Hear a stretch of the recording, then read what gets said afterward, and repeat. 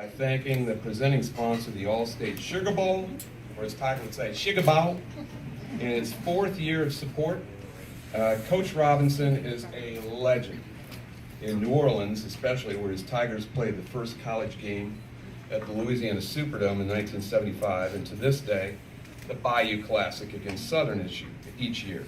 A special thank you goes to the Sugar Bowl Committee, CEO Paul Houlihan. Is Paul around here someplace? Paul, thank you. And current Sugar Bowl Committee President Stanley Kahn. Stanley around? Thank you, Stanley.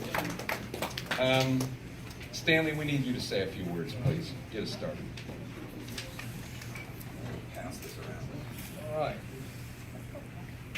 Thank you very much, David. And thanks to all of you who are here this afternoon, or I guess this evening now, especially Coach Frost, who has had quite a schedule this last month. Not only did he lead UCF to an undefeated season, but he also accepted the head coaching position at his alma mater, Nebraska, and returned to coach at UCF to an impressive bowl victory this past week right here in Atlanta. And now here you are back again. I know when we spoke probably, I guess the early part of December, we talked about how you'd be here 1 week and then just a few days later back in Atlanta to accept this award. We're glad to have you here this evening. I would also like to welcome Matt Davison, who's here with Coach Frost, the Associate Athletic Director for Nebraska, and also a former Cornhusker player. The members of the All-State Sugar Bowl are proud of the role the organization has played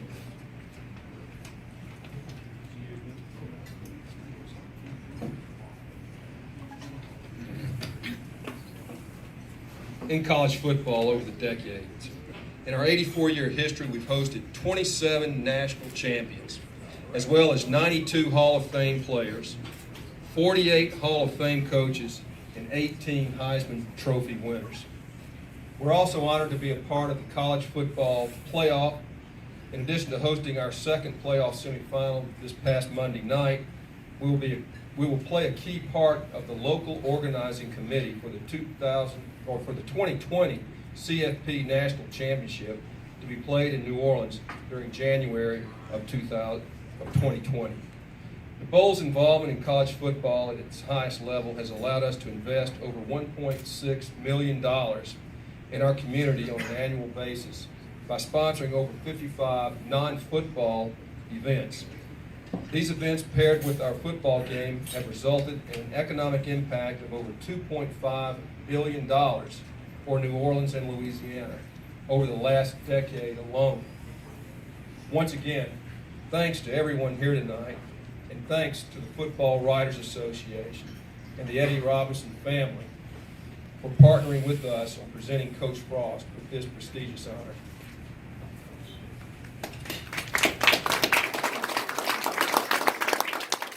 Thanks very much for that. I'd also like to introduce some special guests who are joining us. The specialist of the special guest is Coach Scott Frost. Where are you, Scott? There you are, over there. Okay, so we know who you are. And Matt Davison, who's already been introduced. He's the Associate AD for football at Nebraska. Eddie Robinson, now bear with me if I don't get all of the relations exactly right. You just correct me as I go, because this is a mess. Eddie Robinson III, on behalf of his grandfather, whom the award is named. We also have children Chloe and Eddie IV, granddaughter Cherie Kirkland, great-granddaughter Channing Kirkland, great-grandson Sean Moore, and Antoinette Robinson. Did I get all that right? Yes. All right. All right. I'm pretty proud of myself. I can't believe I got through that. All right. There's several FWAA past presidents here in the audience, along with FWAA first Vice President Steph Lowe and second Vice President Matt Fortuna. I don't know if Steph made it. Tiger, she's probably en route from Seattle. I heard she was having problems. And Matt, is Matt here? Okay, we don't have to recognize anybody. Okay. And thank you, Bill Lutzen, CFO of DIDNA, for his support of the past President's Dinner last night. It was wonderful. We had a great time. A little on the history of this award. And it's a great award because it's named after a great man and in honor of a great man. The FWAA has chosen the Coach of the Year since 1957. That was the year I was born, and that's a long time ago. And since 1997, the FWA has honored Eddie Robinson and his family, and they've partnered in presenting this prestigious award in coaching excellence. During his historic 55-year coaching career, Eddie amassed 408 wins, all at Grambling State, making him the second winningest Division I coach in college football history. He went into the College Football Hall of Fame in 1997. Coach Rob won more than 70% of his games, 17 SWAC titles, 9 Black College Football National Championships until his retirement following the 97 season. He passed in 2007 at the age of 88. 3 years later, the Eddie Robinson Museum was opened on the Grambling State campus. A copy of the bust being presented to Coach Frost this evening is also one of only a handful of prestigious trophies physically featured in the National Football Foundation College Football Hall in Atlanta, here in Atlanta. Eddie Robinson was not only a great coach, he was a developer of young men. He believed in the American dream, that everybody had a chance in this country regardless of his or her background. To that end, Coach Rob served as an inspiration not only to his players, but to those who observed his coaching and conduct. As far back as 1966, the FWAA named him as the coach who had made the greatest contribution to college football in the past 25 years.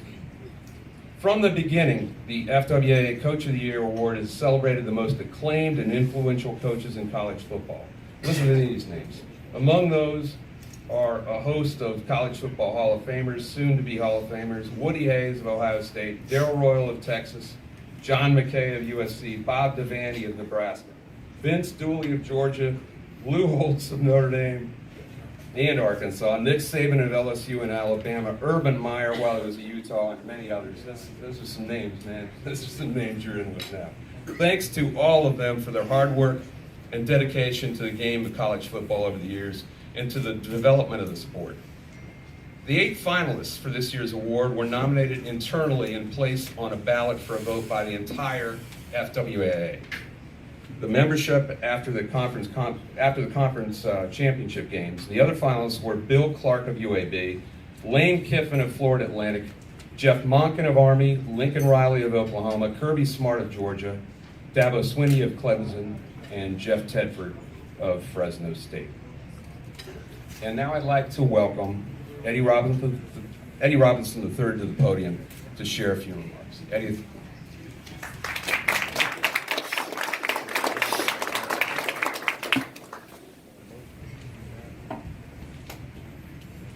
Thank you, Dave. Giving God the glory, I am truly thankful to be a part of the Football Writers Association of America Eddie Robinson Coach of the Year Award. Not only because it continues to honor my grandfather, but also for the organizations involved with it and what they stand for. With that said, I'm going to jump right in. We're here to honor Coach Scott Frost and his spectacular 2017 season heading up the University of Central Florida's football program. Again, nothing short of spectacular. 4 Coach of the Year awards, including the Eddie, a perfect 13-0 record that was capped off with an impressive win over Auburn. I did a little history hunt, Coach, because I, like many others, followed Nebraska football. Coach Tom Osborne was at the helm. If y'all didn't know, Scott Frost, as a player for Nebraska, he won 2 of the 5 of the program's national championship titles, 1995 and 1997. Coach, I was in attendance with my grandfather at the 1995 Fiesta Bowl championship game against Florida. The 1997 season, you quarterbacked the Cornhuskers to a national title with 3 rushing touchdowns in that win over Tennessee. You're the only person in college football history to post a 13-0 season as both a player and a head coach. I'm very impressed with your current resume, but I hope your new stop that you'll continue to make more sports history for us. In closing, I want to thank the Football Writers Association of America, Dave Jones, Steve Tiger Richardson, and Margaret Mason, thank you. The Allstate Sugar Bowl for your continued support. The National Football Foundation with Steve Hatchell and Matthew Sine. My family, I want to thank you for coming out to support this presentation. If you folks happen to find yourself riding along Interstate 20 and you're in north central Louisiana, please stop in Grambling to stop by the Eddie Robinson Museum. It's indeed a treasure. Again, I want to thank you guys. Back to you, Dave.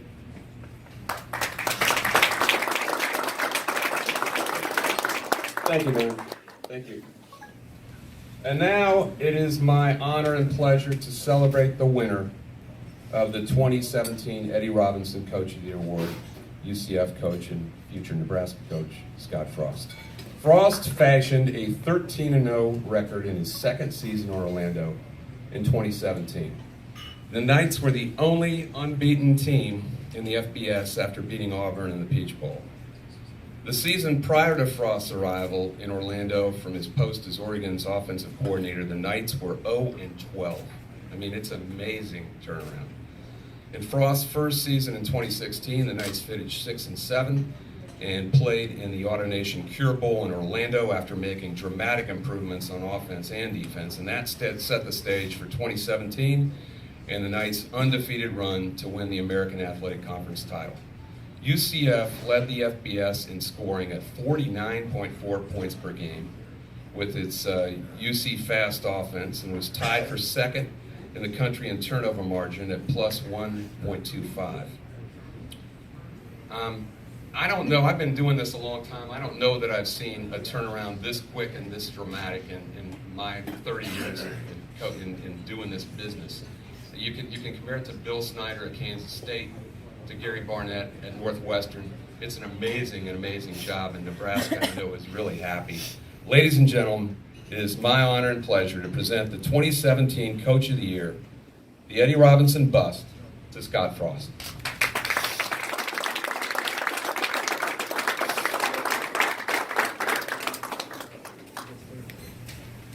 Thanks, Eddie.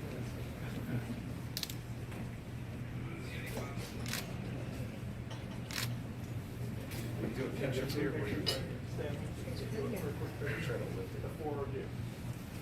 Dave, put this microphone down and then hand this back. All right, everybody good?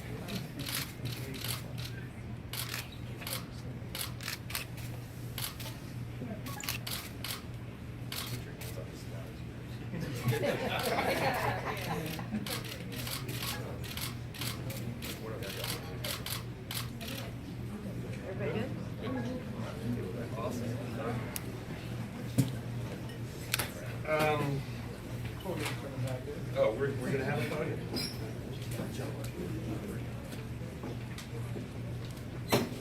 Scott, I'm curious, can you talk about your mindset about the season going in? Did you expect something like this? You couldn't have expected this, could you? Not really, no. Tell me about it. Going into the year, I'll step back. Eddie, you did some research. I did some research too, and researching your family and coach, it makes me even feel more honored to have received this award. Learning more about him. He took over Grambling in 1941, from what I read, and they went 3-5-1 their first year. And in his second season, they were undefeated and 9-0. I think there's some symmetry there. It's really about changing culture, isn't it? It was. What's the secret sauce to changing culture? Everyone wants to know. We had good kids, and I had a good staff.